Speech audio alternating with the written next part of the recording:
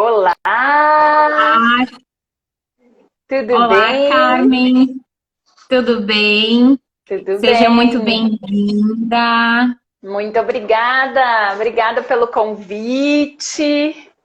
Uma honra estar abrindo aí as atividades da Liga de Psicologia Clínica da Unicinos. Muito obrigada pelo convite. A gente que te agradece, Carmen. Na verdade, é uma honra estar te recebendo hoje na nossa primeira live da Liga de Psicologia Clínica da Unicinos, a primeira Liga de Psicologia da Unicinos, para falar de um tema tão pertinente, tão importante, que a gente pensar um pouco mais sobre a clínica, né? Eu estou tentando chamar aqui uma colega minha que vai me ajudar um pouquinho nos comentários. Deixa eu ver se ela consegue entrar para a gente poder se apresentar. Maravilha.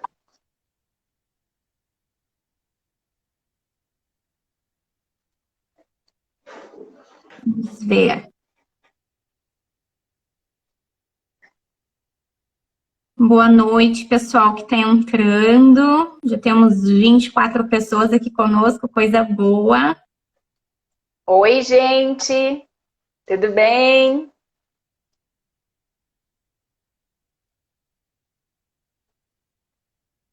Acho que a Maiele está entrando.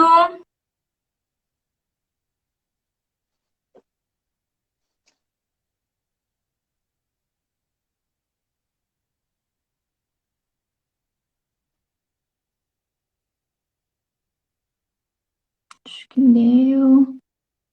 Ó, a Lapex ali, professora Priscila, Prísila, dando um oizinho. querida. Obrigada, Pri, pela indicação do meu nome. Oi, gente! Oi, oi, oi! Tudo bem? Tô vendo aí um monte de gente. Ê, vai chegando, vai chegando. Muito Esse bom. papo Que vai dar bom. alegria, hein?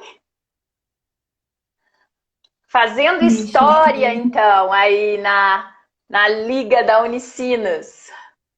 Com certeza. Vai ser muito importante a gente ter esse movimento. Seja bem-vinda, Oi, boa Maiele. noite. Olá, tudo bem? Então, Tudo meninas, bem? estamos todas aqui. Acho que a gente pode começar se apresentando um pouquinho aos que não nos conhecem e estão entrando na nossa live. Acho que pode ser começando por ti, né, Carmen? Falando um Sim, pouquinho. eu me apresento? Sinta-se à vontade. Por favor. Beleza, bom, então. Eu sou Carmen Beatriz Neufeld, sou psicóloga e trabalho já há vários anos, algumas décadas, com psicologia clínica, com mais especificamente com TCC. Tá bom? Isso de Obrigada, apresentação? Carmen. Obrigada. Acho que quer seguir, Mai, te apresentando para nós? Então, boa noite. Eu sou a Maiélia, você é a diretora de ensino da LAPSIC e estou no 7º semestre da psicologia na Unicinos.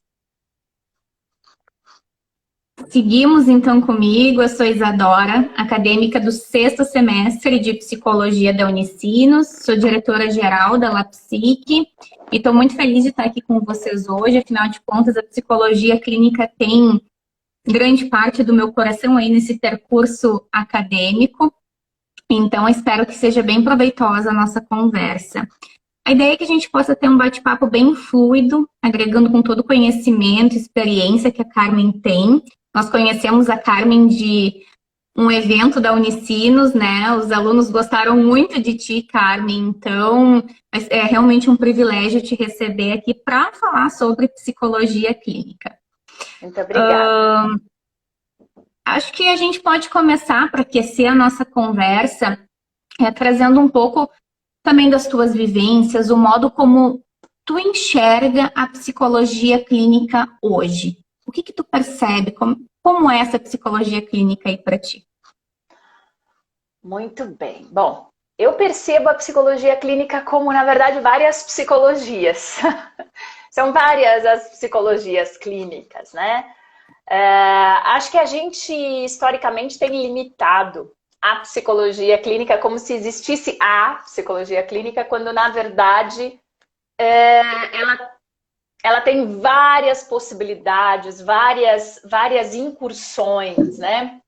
Na verdade, às vezes eu até me ressinto um pouco da própria classificação que nós fazemos entre psicologia clínica, psicologia social, psicologia escolar, psicologia do trabalho, porque não que não haja diferenças nessas áreas de atuação, mas eu acho que no fim das contas nós todos deveríamos ter em comum o voto que a gente faz quando a gente se gradua, né?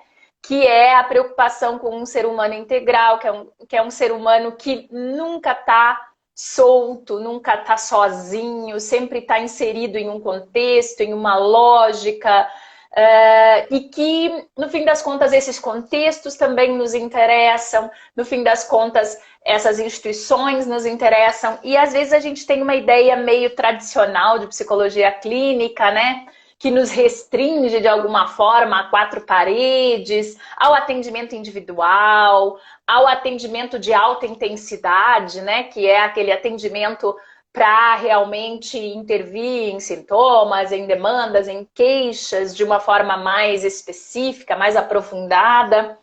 Mas eu tenho uma visão bem mais abrangente, gurias, do que é psicologia clínica. Eu acho que psicologia clínica tem a ver com um olhar que a gente lança sobre todas essas pessoas e seus contextos, e que são indissociáveis, e que, de uma certa forma, às vezes nós nos limitamos e pensamos que, então, psicologia clínica é o setting, né? O setting, as quatro paredes, o consultório, o atendimento individual, quando, na verdade, nós temos tantas outras possibilidades, como, por exemplo, settings abrangentes que já não são, nem podem ser chamados de settings porque são contextos, a própria possibilidade de intervenções em grupo, que é uma coisa que eu adoro, né, fazer, as intervenções familiares, de casal, as intervenções voltadas para um contexto social, para uma entidade, para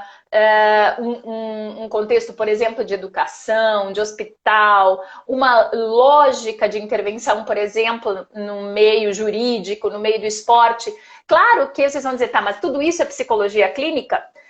Eu vejo que se eu tenho uma formação abrangente em psicologia e uma formação abrangente em um raciocínio baseado em evidências, calcado em ideias científicas, de uma certa forma isso vai ser transversal, independente se eu vou chamar isso de psicologia clínica, se eu vou chamar isso de psicologia essa ou aquela. E fora isso, se ainda a gente quisesse ser assim bem tradicional e dizer não, a psicologia clínica ela é sempre focada em indivíduos e tal, ainda assim a gente vai ter muitas variantes, porque a gente tem diferentes abordagens teóricas, inclusive.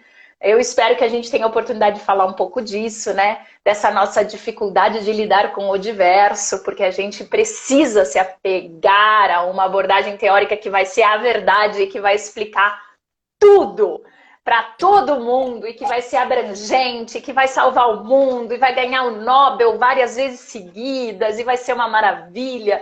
E aí a gente acorda desse sonho e descobre que os seres humanos são super diversos e que, na verdade, as diferentes teorias e intervenções são complementares, né? Então, é muito essa assim, visão que eu tenho. Acho que a gente tem, se a gente pensar na atualidade, eu acho que existem vários movimentos dentro de uma perspectiva mais abrangente em termos de psicologia clínica, né? Digamos assim, o que a gente poderia chamar de moderna, talvez, não sei se eu gosto muito desse termo, mas é o que me veio à cabeça agora. Por exemplo, essa coisa da complementariedade, a questão das adaptações culturais, a questão da sensibilidade, né, cultural e aos contextos, por exemplo, eu acho que esses são panos de fundo que a gente não pode perder de vista. A questão das evidências e o que isso significa, né? O que significa uma lógica de intervenções baseadas em evidências. Será que só dá para a gente alcançar um objetivo ou fazer um bom tratamento como uma única forma de intervir, uma única abordagem teórica?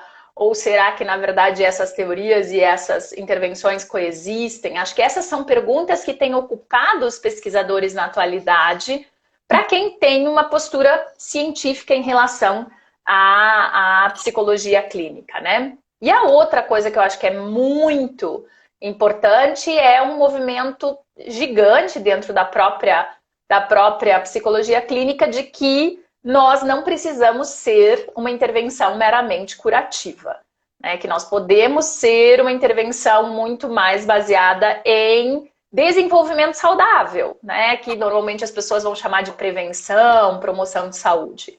Mas o nosso escopo de conhecimentos, ele, na verdade, não se esgota num foco específico em termos de sintomatologia ou de diagnósticos. Não que estes não existam ou não sejam importantes de serem estudados, mas eles não podem ser, tipo, então eu dominei tudo da psicologia clínica, eu sei todos os diagnósticos, eu sei todas as sintomatologias e quais são as intervenções baseadas em evidências. Hello! Acorda! Não está tudo dominado. Temos muitas outras coisas legais para fazer, como, por exemplo, toda a parte de ajudar as pessoas a desenvolver habilidades, ajudar as pessoas a ter um desenvolvimento mais saudável em diferentes fases, né, da vida, em diferentes fases do desenvolvimento. Bom, meninas, vocês me fizeram uma pergunta super abrangente, eu poderia falar horas sobre isso, né? Então, talvez vocês é que vão ter que meio me parar aí nesse meio tempo, porque nós só temos 1 hora para esse encontro, né? Verdade, Carmen, mas é muito interessante isso que tu nos trouxe sobre essa abrangência, porque quando nós nos reunimos enquanto acadêmicas e a gente pensou em psicologia clínica, justamente foi esse o ponto, é poder compreender esse olhar multifacetado e essa abrangência da clínica, né? E quando tu menciona a questão das teorias e desse olhar fechado, foi justamente a outra perspectiva que a gente quis resgatar ao buscar a psicologia clínica. Então, é muito importante para nós, quanto acadêmicas, poder escutar uma fala de alguém que tem um repertório, né, super vasto na prática da psicologia clínica. E tem uma outra coisa que tu mencionou e que me chamou muito a atenção, porque a gente está num momento, especialmente por causa da pandemia causada pelo Covid, em que os discursos científicos vieram muito à tona. E eles estão aí, na boca do povo, e a gente tem comentado, a gente tem falado sobre ciência. Então, eu acho que esse movimento nos resgata dentro dos nossos ofícios, das nossas profissões, algo sobre prática baseada em evidências que eu acho muito importante que a gente possa conversar um pouquinho sobre isso. Eu acho que é fundamental. É fundamental a gente conversar sobre isso, porque, na verdade, eu costumo dizer isso muito assim na minha área, né, de estudo, que são as terapias cognitivas e comportamentais, né? E eu acho sempre muito interessante, né, os terapeutas incautos, os terapeutas iniciantes na área, né, das TCCs, por exemplo, adoram bater no peito e dizer assim, eu sigo uma teoria baseada em evidências. Mas no fundo, o que isso quer dizer, né? O que de fato isso significa? Então, talvez revisitar um pouquinho o conceito, né? Então, a gente tem aí todo um movimento que se formalizou com a questão da criação da divisão 12, né? Da APA, mas que não vem daí. Na verdade, já era uma coisa, já era um desejo, já era uma coisa que estava acontecendo na literatura. Lembra do Zeitgeist, né? As coisas, elas não brotam do nada, elas não são os OVNIs que nos intuem as coisas, né? De fato, há um espírito de uma época que está disponível, digamos assim. As pessoas estão disponíveis para determinadas discussões e outras vezes elas estão fechadas para determinadas discussões. Então já havia aí, né, um espaço de discussões de que as intervenções psicossociais, na qual a psicoterapia se inclui, mas não se resume a ela, né, precisavam buscar intervenções que fossem baseadas em evidências. E aí vem todos os manuais de boas práticas, né? Na verdade, esse movimento começou, inclusive, na medicina, não foi na psico, né? Então, a psicologia baseada em evidências vai muito nesse caminho de que a gente pode oferecer intervenções que, de fato, possam ser testadas. Mas o ponto do teste, digamos assim, né? O ponto de que nós temos evidências, ou seja, a partir de dados empíricos, é um dos pontos de uma prática baseada em evidências. Não é o único. E às vezes nós nos apegamos única e exclusivamente a esse ponto. Então, não esquecer que uma prática baseada em evidências, ela tem em linhas gerais, bem simplificadamente, 3 grandes pontos. O primeiro deles são as evidências que a gente adquire a partir de métodos rigorosos de testagem, de avaliação das nossas intervenções. Mas existe um segundo pilar que é ter uma teoria parcimoniosa e que esta também seja testada, ou seja, os conceitos, os aspectos teóricos também precisam ser submetidos a esse mesmo teste e a essa mesma coerência interna. E não esquecer que existe um terceiro ponto muito importante, né, gurias? E que normalmente as pessoas esquecem, que é a sensibilidade sociocultural. Funciona para quem, em que momento histórico, em que contexto social, em qual cultura, em qual realidade. Então, gente, alguma coisa pode ter evidências fantásticas aí, em São Leopoldo, né? E não ter evidências fantásticas. Claro que agora eu tô sendo bem dramática, né? Aqui em Ribeirão Preto. Lógico que a gente sabe que as diferenças culturais impactam, talvez elas não impactam nesse nível de São Leopoldo para Ribeirão Preto, mas provavelmente elas impactem de São Leopoldo, por exemplo, para Buenos Aires, de São Leopoldo, por exemplo, para Montevidéu. E assim sucessivamente, né? Ou seja, as diferentes culturas, as diferentes realidades. Por exemplo, que contexto é esse? É um contexto urbano, é um contexto rural, é um contexto de vulnerabilidade, é um contexto de uma situação abastada, uma situação mais confortável. Tudo isso também interessa quando a gente vai falar em evidências. Então, é muito importante que, por isso que eu brinquei no início, né? Muitas vezes eu vejo as pessoas dizerem assim, eu sigo uma teoria, eu estudo uma teoria baseada em evidência, bate no peito, faz aquele drama, né? E aí, tem uma quarta coisa que não está escrita em lugar nenhum, mas é a minha opinião, e depois de uma certa idade a gente tem o direito a ter a sua própria opinião, né? Eu vou dar a minha opinião, que é de nada adianta as teorias, as psicoterapias, as intervenções serem baseadas em evidências se os profissionais não forem baseados em evidências. Ou seja, se na hora de eu fazer, né, essa prática, eu não escutar as evidências, eu não ler as evidências, eu não conhecer as evidências, eu não trabalhar com as evidências e não lembrar que é um tripé, que são os aspectos teóricos, que são os aspectos de testagem da intervenção e que são a sensibilidade, a adaptabilidade sociocultural. Então, acho que esse é um ponto bem importante. Existe um movimento que não é de agora, né, de que as nossas práticas possam ser cada vez mais baseadas em evidências, levando em consideração todos esses aspectos que a gente está mencionando aí e tantos outros, né?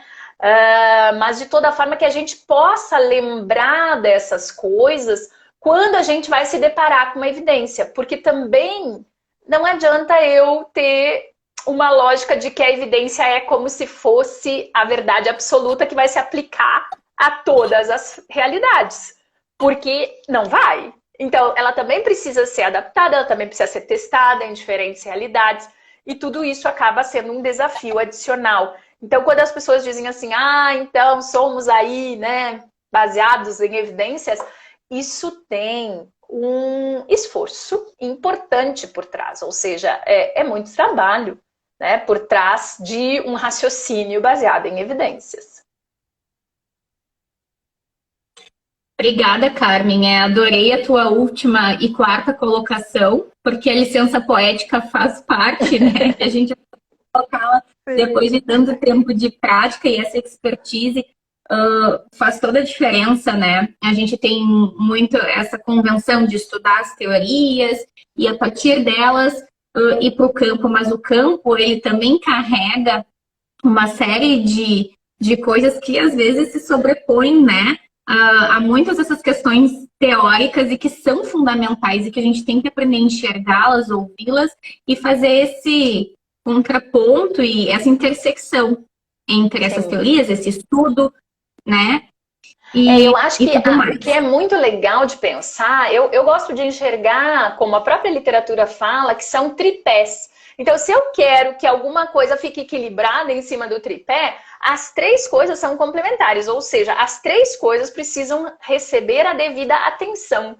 Porque senão nós temos a tendência de dizer assim, então eu vou olhar só para esse lado. Nós somos meio tendenciosos, né, gurias? Vamos ser sinceros. A gente se agarra numa coisa, daí a gente fica horas naquela coisa, quando na verdade a realidade é bem mais complexa. Então a gente tem aí vários olhares que a gente precisa fazer e essa complementariedade é super importante, né? Com toda certeza. Sabe que agora também usando um pouco esses movimentos de pandemia, né, e sobre as nossas práticas clínicas, a gente percebe que existem alguns movimentos, especialmente nesse momento, né, em que muitas profissões tiveram que se reajustar, se reconfigurar, e isso é muito normal e a gente percebe isso, e especialmente eu percebo que isso aconteceu muito na psicologia e na psicologia clínica, por exemplo, o uso das tecnologias para os atendimentos, ou até mesmo o uso das redes sociais para a comunicação dessa ciência, enfim. São movimentos que têm surgido, que estão hoje na nossa atualidade, mas que eu percebo, não sei o que tu acha, eu queria que tu falasse um pouquinho para nós sobre isso, que há uma tendência futura, né, disso estar implementado na nossa prática. Então, de que modo tu percebe esse movimento tecnológico caminhando ao lado da psicologia? Quais são as implicações? Isso é legal? Até que ponto isso é bom? Quais são os perigos? Porque há uma linha tênue, né? Eu queria que tu falasse um pouquinho para nós sobre isso também. Legal. Bom, primeiro de tudo, eu tenho que comentar com vocês, gurias, que assim, ó, a gente tem a tendência de achar que as coisas passam a existir quando nós tomamos consciência delas. E na verdade não é assim, né? Essa é uma das loucuras do raciocínio baseado em evidências que tu acaba descobrindo que, na verdade, por exemplo, vamos pegar aí a questão das intervenções psicossociais mediadas por tecnologia. Nós temos na literatura internacional mais de 20 anos de evidências bem fundamentadas, mostrando que as intervenções mediadas por tecnologia podem, devem e têm efeitos, né, e que são eficazes e tal. Mas eu devo confessar que se tu me perguntasse, por exemplo, essa pergunta que tu está me fazendo agora, em, sei lá, setembro de 2019, se tu me perguntasse assim, professora, tu acha que tudo bem a gente fazer grupos online, por exemplo? Eu ia te dizer assim, não, sim, existem evidências que mostram que funciona, mas a gente tem que avaliar para ver se de fato tem toda a parte dos fatores terapêuticos em grupo, a gente tem que garantir que eles vão se movimentar da mesma forma, blá, blá, blá, blá, blá, blá, blá, blá, blá. E aí, março de 2020 chega e a pandemia samba na nossa cara e tá sambando na nossa cara até hoje, né? Até hoje. E segue sambando e o samba não para. E aí, vejam, o que eu gostaria de compartilhar bem pessoal mesmo. Já existiam evidências que mostravam que as intervenções em grupo online, síncronas, por exemplo, poderiam dar certo. Mas não era a nossa realidade, não era a nossa experiência, nós não tínhamos estudos culturalmente ambientados, nós não tínhamos a expertise, digamos assim. Agora, se tu me pergunta hoje, tu acha que tem muita diferença entre fazer grupo presencial e online? A resposta é sim e não. Tem muita diferença, porque há várias adaptações necessárias, mas por outro lado, em termos de resultados, ao contrário do que alguém poderia imaginar, os resultados que nós estamos tendo com os grupos online que nós estamos fazendo no LAPIC estão melhores até. Por exemplo, em termos de adesão, as pessoas faltam menos à sessão. Ou seja, a pandemia samba na nossa cara e as evidências também sambam na nossa cara. Gente, desculpa, eu acho que eu interrompi alguém. Não? Bom, aí, o que eu acho que é interessante da gente pensar? Primeiro de tudo, eu acho que uma das contribuições, né, que a gente não pode perder de vista é que, devido a uma situação desafiadora, de uma situação inclusive estressante, né, de uma situação de crise, nós nos vimos meio que obrigados a desenvolver habilidades e a ir atrás de literatura e atrás das evidências que já estavam disponíveis. E cada vez mais agora nós estamos nos percebendo como também produzindo novas evidências culturalmente adaptadas, culturalmente ancoradas para essa mesma realidade. Ou seja, há que se ter cuidados, como há que se ter cuidados com tudo, né, gurias? Ou seja, também não tínhamos que ter vários cuidados com as intervenções presenciais, né, digamos assim, fisicamente no mesmo ambiente. Isso também vai nos ser demandado numa intervenção mediada por tecnologia. Os desafios talvez sejam outros.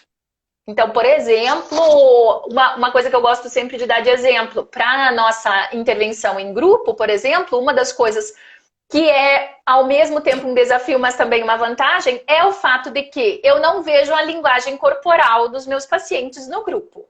Esse é um desafio. Mas, por outro lado, eu vejo todas as carinhas na minha tela, coisa que no presencial eu não tenho. Por quê? Porque como cada pessoa está sentada num lugar, quando eu estou encarando, quando eu estou olhando para essa pessoa, por mais que eu tenha uma visão periférica, eu não estou vendo as expressões faciais das outras.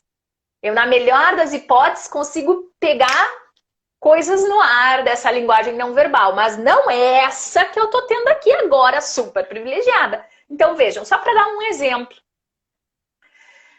O que eu acho que é a grande questão desse ponto que tu está trazendo, e aí, claro, eu estou falando das intervenções síncronas, mas existe um mundo das intervenções assíncronas. E as intervenções assíncronas provavelmente são ainda, dentro da psicologia clínica, dentro da prevenção, dentro da promoção, as intervenções que mais sofrem preconceito. Por quê? É absolutamente natural e aceitável que assim que alguém fala que vai ofertar uma intervenção assíncrona, que nós vamos nos tornar obsoletos, ou seja, desnecessários. Então ficamos todo mundo apavorado, né? Tendo taquicardia, crise de ansiedade, porque como assim? Eu tô no 6º período, eu tô no 7º período, eu tô no 8º período, como assim? Assíncrono. E o meu trabalho? E as minhas contas eu pago como? Se eu tô aqui me graduando para ser psicóloga? Pois então, estas intervenções assíncronas precisam ser planejadas por alguém preparado para fazer isso. E isso é uma formação específica. E que as nossas graduações até agora não estavam preparadas para nos ofertar, porque era uma realidade completamente alheia ao nosso momento de vida. Então, existe todo um desafio também no sentido de a gente se preparar para essa realidade.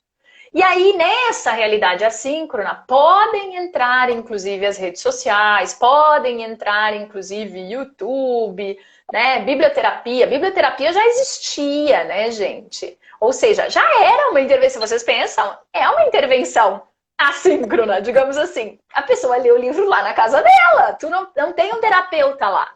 Mas alguém estudou, organizou aquele material de uma forma que esse material pudesse ser uma intervenção, pudesse fazer diferença na vida das pessoas. Então isso nos leva para um ponto que talvez eu esteja até dando um spoiler já e antecipando a discussão, mas isso nos leva para um ponto que é a nossa preparação para diferentes níveis de intervenção. A psicologia clínica, ela tem uma tendência, numa perspectiva tradicional, de pensar que a única coisa que ela tem para ofertar para o mundo é psicoterapia. Nem todas as pessoas do mundo precisam de psicoterapia. Eu sei que essa é uma frase que dói muito no nosso coração de psicólogo clínico. Porque a gente acredita, a gente tem uma crença disfuncional de que todas as pessoas da face da Terra precisam de psicoterapia. E a literatura mostra, as evidências mostram que não. Existem pessoas que se beneficiam enormemente com uma intervenção de baixa intensidade. Por exemplo, uma biblioterapia. Por exemplo, uma intervenção assíncrona. Por exemplo, um vídeo com informações que ela possa fazer um exercício em casa. Aí vocês vão dizer, tá, mas isso resolve todos os problemas? Mas e psicoterapia resolve todos os problemas? Em que mundo é esse que a gente está vivendo? Que mundo é esse onde nós somos esse ser humano fantástico e necessário e básico e divino que resolve todos os problemas? Então, são diferentes níveis de intervenção e as pessoas têm diferentes níveis de necessidade. Então, o que eu tenho para dizer em relação a essa questão da tecnologia é que ela definitivamente é um caminho sem volta. O que é preocupante?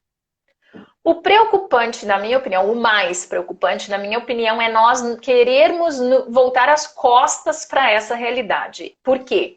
Porque alguém vai ocupar esse espaço. E muitas vezes esse alguém não é alguém preparado para fazer isso. Então, eu prefiro toda a vida que pessoas baseadas em evidências ocupem esse espaço e ofereçam para a população e democratizem conhecimento de forma confiável, de forma que as pessoas possam sim fazer uso desse conhecimento e principalmente que esse conhecimento não seja para os poucos eleitos que fazem parte do círculo dos sabedores, sabe?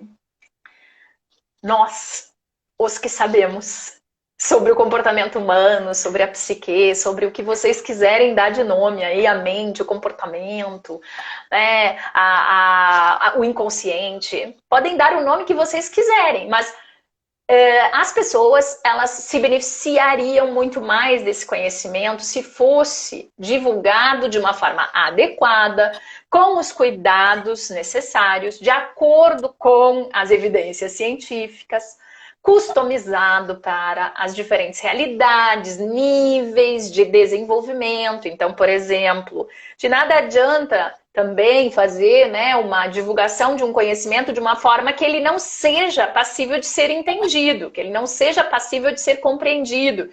E que, de uma certa forma, ele leve a desvios, inclusive, no sentido de que essa é a resposta e vai funcionar para todo mundo. Então, e esses são perigos. Mas aí eu quero crer que pessoas bem informadas e com um raciocínio baseado em evidências vão ter esses cuidados éticos que nós temos que ter num atendimento presencial, não temos? Eu não posso dizer, se eu não posso dizer para um paciente no face-to-face o que ele tem que fazer, o que é a salvação da vida dele, como ele tem que pensar, por que eu poderia fazer isso nas redes sociais, gente? Não entendi. Me perdi agora no meio desse caminho. Quer dizer, o código de ética não mudou, não é porque eu estou fazendo low intensity, não é porque eu estou fazendo uma intervenção que é de democratização de conhecimento, que agora eu não tenho mais amarras e eu posso fazer qualquer coisa. Tudo está valendo por seguidores, por exemplo. Não, eu tenho o meu compromisso ético continua. O que eu acho muito perigoso nisso tudo é exatamente o que eu comentei, de que daqui a pouco eu não me aprofundo, daqui a pouco eu não estudo suficientemente para pensar em todas essas variáveis que vão estar implicadas nesse processo, e aí eu posso estar passando receitas que não valem para todo mundo. Como se elas fossem verdades absolutas, um jeito único e certo de ser, um jeito único e certo de se comportar, e como se eu fosse a sabedora, a especialista na vida da pessoa, que na verdade eu não sou, porque eu não tô lá com ela para saber exatamente o que está acontecendo. Então vejam a minha responsabilidade nisso. Mas então não faço, então. Não. Entre eu assumir a minha responsabilidade e não fazer, existe um grande caminho. Que eu faça com responsabilidade, com ética, com estudo, com preparo, e não tipo de qualquer jeito, como eu não faria nenhuma outra intervenção. Então não é porque é online que pode ser de qualquer jeito, né? Não é porque é mediado pela tecnologia que eu faço de qualquer jeito.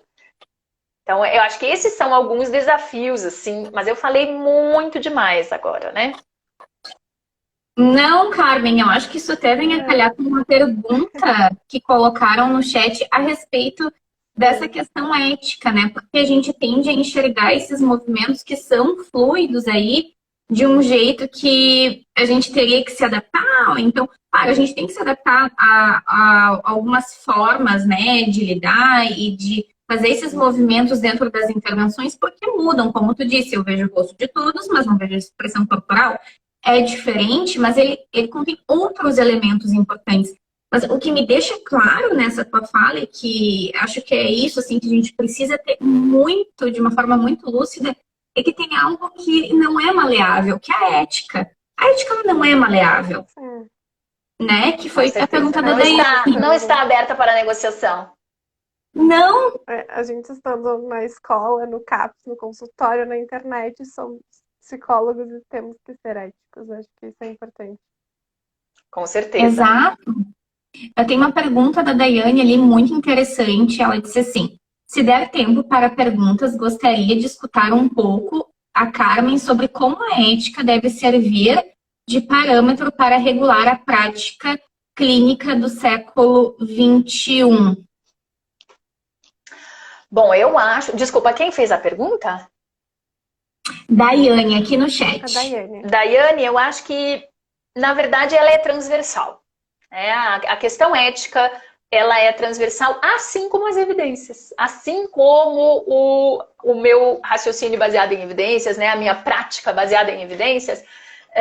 Inclusive, há muita literatura que vai falar isso, que uma prática baseada em evidências, ela só faz sentido se ela for pautada em conduta ética e vice-versa. Ou seja, também é ético pensar que eu vou tentar ofertar uma prática baseada em evidências, porque a partir disso eu tenho mais segurança de que aquela intervenção de fato tem maior probabilidade de ajudar aquela pessoa do que atrapalhar ou até mesmo ser iatrogênica, né? Criar algum tipo de situação que comprometa a saúde mental das pessoas. Então, pensando nisso, acho que qualquer uma dessas ações. Então, pensando desde o meu atendimento presencial, face-to-face, individual, em consultório privado, até passando por intervenções assíncronas individuais, depois passando por, síncronas individuais, passando por intervenções em grupo, passando por intervenções que visem democratização de conhecimento, prevenção, promoção de saúde. Acho que as questões éticas, elas são transversais, né? O respeito às pessoas, né? Ao ser humano, a diversidade, né? A nossa clareza de que nós temos vários conhecimentos, mas que esses conhecimentos precisam estar ancorados também, né, nessa sensibilidade cultural, nessa realidade. Tudo isso eu acho que são pontos que são transversais para qualquer intervenção, para qualquer prática baseada em evidências. Eu sinto muito, gente, delícias do home office. Não faço ideia quem é que está tocando esse telefone, mas eu não vou parar agora para atender. Não tem problema, a gente já está há 2 anos quase convivendo com isso. É comum que essas coisas aconteçam, afinal a gente entra na casa das pessoas, né? Exatamente. É diferente. Tem uma outra pergunta na caixinha, mas acho que tu já respondeu bastante sobre ela, falou alguns elementos, que é sobre essa questão das redes sociais, né? Da divulgação nas redes sociais, que, ao meu ver, tem muito a ver com esse parâmetro ético, assim. Não há algo que diga que não possa ser feito, mas aí a gente é, sobretudo, psicólogos, e que a gente, como tu disse, um psicólogo bem formado, com ética, deveria ter um pouco mais de clareza como agir, né, com esses artifícios aí que nós temos. Sim. E E aí, eu acho que essa coisa das redes sociais, na verdade, o que é que nos leva para as redes sociais? Acho que essa é uma pergunta que tem um fundo ético, né? Eu costumo dizer isso para os meus orientandos, mentorandos, supervisionandos, todo mundo, né?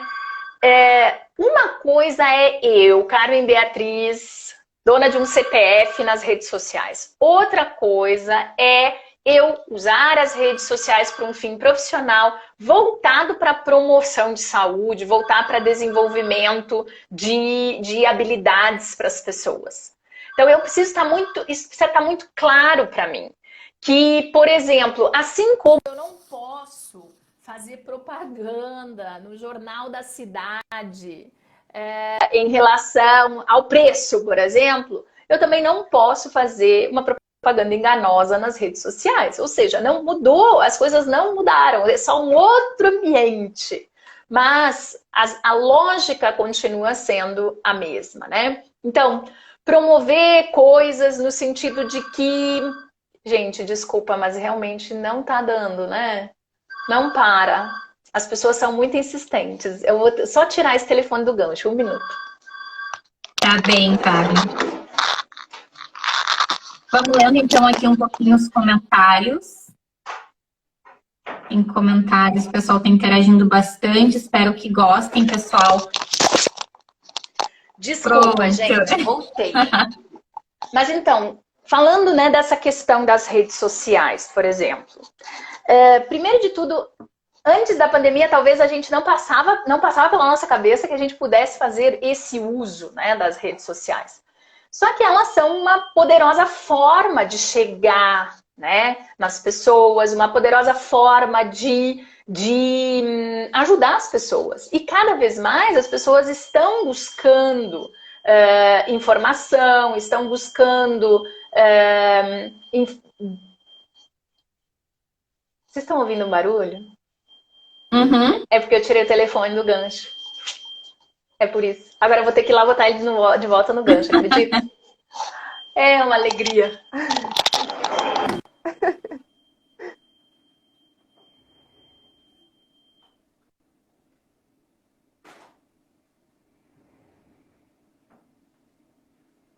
Faz parte do nosso home office, pessoal. Home office é isso aí. Sim. Desculpa, gente. Prontinho. Imagina. Daqui a pouco a pessoa toca de novo, quer ver? Bom, então eu acho que inicialmente a gente não imaginava o uso, né? E aí, a outra coisa que eu acho que é muito interessante da gente pensar é que as redes sociais, elas têm um efeito, né, sobre nós também. Então, daqui a pouco, as pessoas estão super impactadas, super interessadas nos seguidores, no que a gente... Como é que eu vou ter mais seguidores? Como é que eu vou ter mais pessoas atingidas, né? E aí, talvez essa seja uma questão. Que o que possa nos preocupar mais seja a qualidade do que a gente está ofertando do que a questão do número de seguidores e tal. Porque daí eu começo a querer usar os algoritmos das redes sociais por um outro motivo e não pelo motivo que seria o motivo da democratização de conhecimento, de acesso ao conhecimento. Eu avisei que esse telefone ia seguir-nos insistentemente com a gente. Não sei mais o que fazer, gente. Acho que a gente vai abstrair o telefone e deu. Não tem problema, Carmen. A gente também está encaminhando ao fim. A Mai vai falar agora um pouquinho. Sim, eu acho que de encontro, assim, o que a gente tem discutido, qual é o maior problema que a clínica enfrenta hoje, assim? Qual o nosso maior empecilho? Tá. Eu posso dar opinião, né? Vai ser a minha opinião. Pode ser a minha opinião? Com certeza. Sim. Eu acho que o nosso maior empecilho não é de hoje. O nosso maior empecilho que a clínica enfrenta há décadas na verdade, a nossa dificuldade de lidar com a complementariedade entre as diferentes linhas teóricas. Então, nós nos jogamos loucamente numa briga entre eu sou isso, tu é aquilo. E ao invés do nosso foco ficar em o que funciona para quem, o que a gente tem de evidências para tal e tal e tal demanda, a gente fica dizendo assim, não, a minha teoria é melhor que a tua. A minha teoria vai explicar tudo. E isso, na verdade, na minha opinião, é um desserviço. Principalmente se a gente segue um raciocínio baseado em evidências. Por quê? Porque no momento em que tu começa a te lançar no estudo das evidências, tu vai descobrir que não há nada que é bom para todos. Nada, nem água. E todo mundo concorda que as pessoas precisam tomar água. Mas a depender se tu tem algum tipo de problema renal, se tu tem algum tipo de problema de saúde, talvez não seja indicado em um determinado momento tu beber a mesma quantidade de água que a outra pessoa bebe. Então eu penso que um dos nossos maiores desafios é a questão relacionada ao nosso desafio de conseguir lidar com essa diversidade. Eu não estou dizendo com isso que a gente vai mudar e sair correndo para a salada mista, então a gente mistura tudo. Não é isso, porque na verdade as evidências elas funcionam justamente dentro daquele escopo teórico, dentro daquela realidade, com aquelas demandas, com aquela perspectiva, com aquele tipo de intervenção para aquela cultura, para aquela demanda, para aquela realidade sociocultural, para aquele momento histórico. Então, isso significa dizer que eu não posso fazer tudo salada mista. Na verdade, eu preciso saber o que funciona para quem. E, ao invés da gente ter esse olhar sobre o que funciona para quem e o quanto, na verdade, existe de complementariedade nas evidências, a gente fica numa discussão do antigamente, que se fulano é de outra linha teórica, então eu vou atravessar a rua para não me encontrar com aquela pessoa, para não precisar dar bom dia, entendeu? E isso, infelizmente, gurias, é fomentado desde a graduação.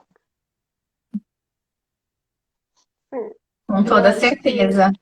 Uma das coisas que a gente pensou quando criou a Liga foi pensar nessa importância de acolher todas e não segregar e separar e dizer que um é melhor que o outro. Todos são bons, mas cada um para o seu propósito. Assim. E foi até um cuidado que a gente teve, né, ao convidar as professoras orientadoras. Então, a gente tem um pouco de tudo de professores dentro da nossa liga. Isso é muito importante para que a gente possa resgatar justamente esse olhar, essa perspectiva que tu acabou de mencionar agora, sabe? Existem intervenções que servem para aquele público específico e nem água é bom para todos, dependendo da situação. Então, não há teoria que resolva tudo. Sim, eu acho que isso fica muito evidente assim na tua fala. Acho que já é 19 e 17, estamos nos encaminhando para o fim. E a gente tem mais uma perguntinha ali, né, Mai, na nossa caixinha, que é sobre... Sim. Eu queria, se vocês me permitem, antes da gente ir para a pergunta final, eu queria ainda soltar mais uma notícia bombástica, já que a gente está falando de futuro e desafio. Com toda certeza. O que a gente tem em termos de movimento da literatura é que, de fato, há evidências que mostram que as pessoas, a depender do que é a demanda delas, elas precisam de mais de uma intervenção psicológica. Às vezes concomitante e às vezes uma seguida da outra. Ou seja, isso fere o nosso narcisismo tão profundamente, mas tão profundamente, que eu não sei se 20 anos de terapia para nós vai ser suficiente, porque isso significaria dizer que eu teria que compartilhar, que eu teria que dividir o meu paciente, que é meu, né, minha propriedade, com profissionais, terapeutas, psicólogos, de outras abordagens, talvez, de outros tipos de intervenção. Por exemplo, falando no low intensity, no high intensity, falando no assíncrono, no síncrono, na combinação de intervenções. Tudo isso, na verdade, é um movimento aí na brincadeira da futurologia que se mostra mais eficaz e que faz todo sentido, gente. Se nós mesmos defendemos a ideia de que as coisas que a gente trabalha são complexas, por que nós seríamos tão especiais assim que só a minha intervenção resolveria tudo isso sozinha?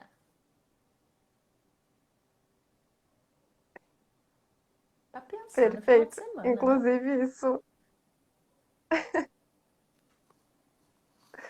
antecede a nossa pergunta, que é o que esperar do movimento da psicologia clínica para o futuro, assim.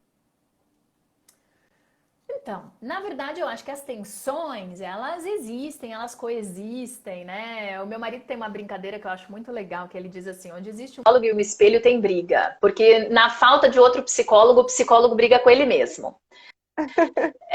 Mas isso é só uma piada interna pra gente se divertir um pouco, apesar de ter um fundo de verdade nisso, né? Mas, por outro lado, acho que é muito importante que esteja claro para nós que mesmo que a gente brinque de futurologia, nós não sabemos exatamente para onde as coisas vão. Agora, se a gente olhar, por exemplo, para o movimento da literatura, para o movimento das evidências, as intervenções vão ficar cada vez mais modulares, ou seja, diferentes módulos de intervenções para demandas distintas e complementares. Então, provavelmente, alguém que tem uma demanda X, ela vai precisar de uma intervenção A, de uma intervenção B e de uma intervenção C. E talvez esse terapeuta não saiba, não seja especialista, não entenda como fazer a A, B e a C. Talvez ele só saiba fazer a A e a C. Então, a B, ele vai ter que chamar um coleguinha para fazer. Eu quero crer nesse futuro, gente! Gostaria de crer nesse futuro, né, gurias? Então, resumindo, seriam intervenções mais modulares, ancoradas socioculturalmente, mais individualizadas, mais e mais e mais individualizadas, caso a caso, com blocos constitutivos de intervenção e complementares. Eu apostaria nisso. Eu quero ver esse futuro. Eu espero ver esse futuro. Nós também esperamos muito poder contar com esse futuro. Sabe, Carmen, tem uma frase na Liga que quando nós nos reunimos entre amigas, assim, entre conhecidas pessoas, a gente nem conhecia todas as meninas, né? Uma conhecia uma, outra, mas a gente tinha esse desejo e a gente tem uma frase que nos acompanha, que é: se você quer ir rápido, vá sozinho. Mas se você quer ir longe, vá acompanhado. Vamos juntos de mãos dadas, a gente precisa disso na psicologia e na vida. Com certeza. Colaboração. Mais colaboração e menos competição. Perfeito. E isso vem muito de encontro com o que a gente quis propor na conversa de hoje. E foi muito inspirador poder te ouvir com essas tuas colocações e, sobretudo, né, teu conhecimento admirável, mas, sobretudo, a tua licença poética, que é de uma autenticidade incrível, assim. E a gente fica muito feliz de poder ter te recebido hoje aqui. A todos que estiveram, a gente teve sempre mais ali de 50 participantes, né? A gente podendo fazer dessas redes sociais, como bem a gente disse, para divulgar o conhecimento, para poder democratizar, para que a gente possa construir, pensar, refletir juntos, que é sobre isso, é assim que a psicologia é feita, né? A gente, não só pelas respostas, mas que as perguntas estejam bem feitas, já diria o poeta Mário Quintana, nosso conterrâneo daqui, né? Que as perguntas estejam muito bem feitas. Então, em nome de toda a diretoria, de todas as meninas que não puderam estar aqui hoje, as professoras orientadoras, sobretudo a nossa coordenadora, Priscila, que é incansável conosco desde o momento. Concordamos também. Então, a gente te agradece. Foi muito proveitoso e a gente espera poder contar contigo para outros momentos, outras conversas sobre outros assuntos, Foi muito enriquecedor. Muito obrigada, eu que agradeço. Parabéns pela iniciativa e vida longa aí, a Liga de Psicologia Clínica da Unicinos. Parabéns. Muito obrigada. A gente agradece imensamente pela tua fala. Foi muito importante, tenho certeza que vai agregar muito para nossa formação, para nossa futura profissão também. Obrigada, gente. Um beijo para todo mundo. Obrigada por todo mundo aí que está beijo, acompanhando. Carmen. Vai lá atender teu interfone agora. Tchau, gente. Abraço. Obrigada. Tchau. Obrigada a todo mundo que ficou aqui também. Eu vou salvar a nossa live para que quem não tenha conseguido assistir desde o início possa assistir depois. Um beijão e uma boa noite para todo mundo. Beijo, gente. Boa noite.